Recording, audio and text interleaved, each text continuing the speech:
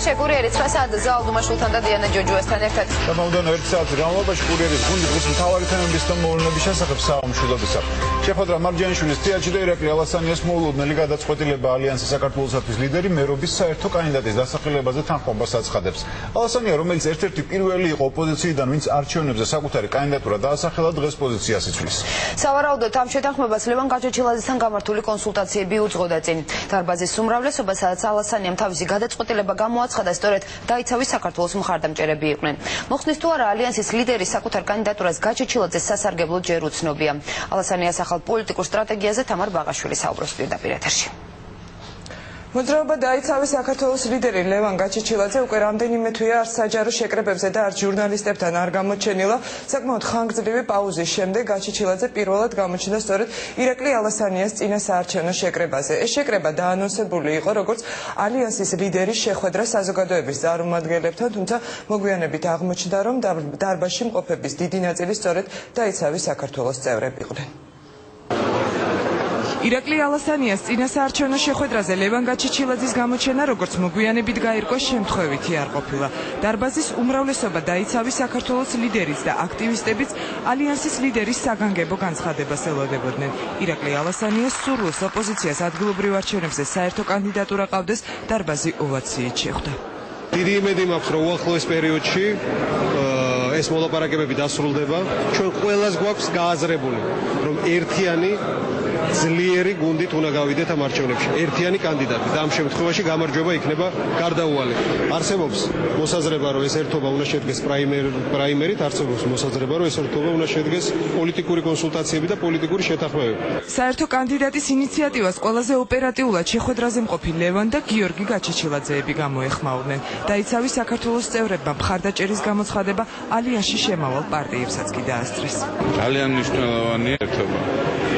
ერთი კანდიდატი. ეს არის გარანტირებული გამარჯვება.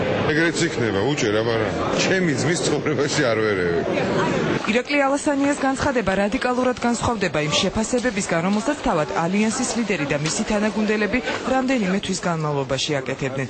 ირაკლი ალასანია, რომელმაც მერის პოსტზე საკუთარი კანდიდატურის დასახელება ყველა ოპოზიციურ პარტიას დაასწრო, ალიანსში შემავალ პარტიებთან ერთად ამტკიცებდა, რომ ერთიან კანდიდატზე შესათანხმებლად პრაიმერში მონაწილეობას არ აპირებდა.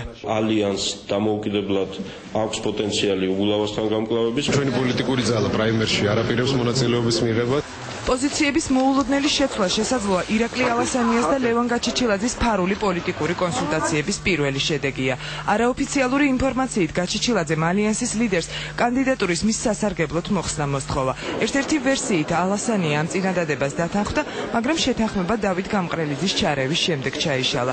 დაითანხმა თუ არა საბოლოოდ გაჩეჩილაძემ ალასანიამ კი გამყრელიძე, ამ კითხვაზე დღეს კონკრეტული პასუხი არ არსებობს. ჩვენ ალბათ მოგვიწევს 2-3 შეიძლება მეტ კანდიდატზე სჯელობა, მაგრამ თავად მიზანი, თავად შედეგი იმდენად ფასეული და ღირებულია, რომ ღირს ამ პროცესში გარკვეული კომპრომისების დაშვებაც. ჩვენ არ გამოიცხავთ, რომ ირაკლი ალასანიას კანდიდატურა მოიგო. ჩვენ არ გამოვრიცხავთ იმას, რომ ეს ამ პროცესში შესულებმა მივაღწიოთ დიდ ერთობას და დიდი ერთობისათვის დასაშვები მომენტები ყოველ შემთხვევაში მსჯელობის დონეზე არის აბსოლუტურად ნორმალური და გასათვალისწინებელი. ამ თემაზე დღეს დუმილი ამჯობინეს რესპუბლიკელებმა.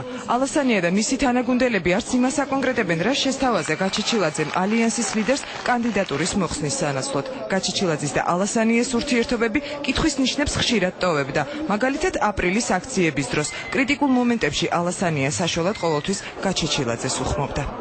ეს შეხვედრა უნდა იყოს საჯარო და უნდა წარმოადგინოს თქვენი ნებით და თქვენი დობით აღჭურვილმა წარმომადგენლებმა.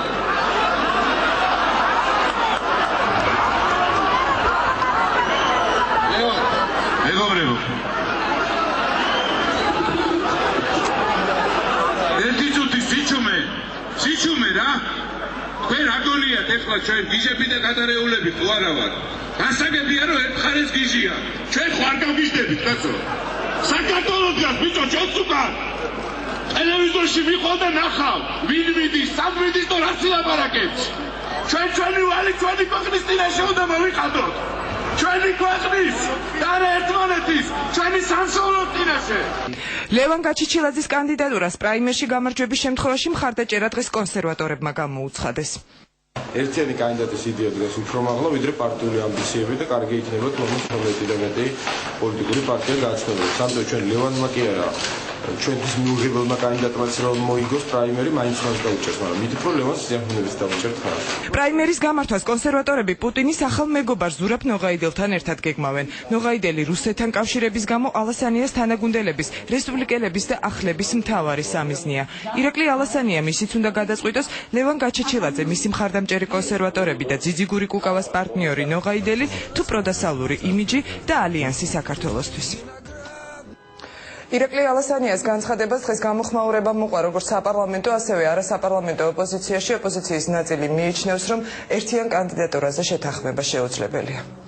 ახლა უკვე წყალგამყოფი არის უფრო ღირებულებით საკითხი და საგარეო პოლიტიკურ ღირებულებებზე საუბარი და საკითხი შეეხება სწორედ ორიენტაციას, ხო, დასავლურ ბრუსელში. ახლა როგორ შეიძლება ალიანსს ყავდეს და ქონდეს ურთიერთობა იმ პარტიასთან, რომელიც თავის მხრივ არის ეძინაერასიას პოლიტიკური პარტნიორი.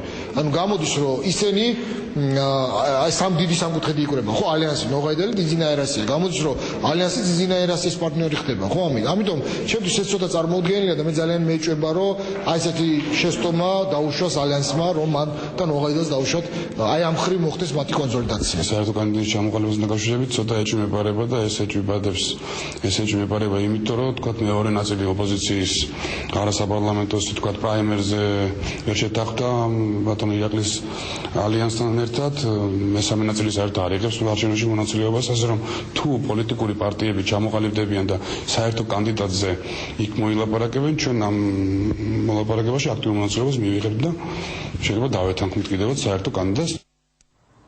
მე შეგახსენებთ, რომ ამ დროისთვის თბილისის მერის პოსტზე არსებობს 7 კანდიდატურა. ირაკლი ალასანია აპირებს, რომ კონკრეტული გეგმა და ფორმულა ერთიანი შეთანხმების თაობაზე საზოგადოებას უახლოეს დღეებში წარუდგენს. ეს იყო თამარ ბაღაშვილი, მადლობა თამარ.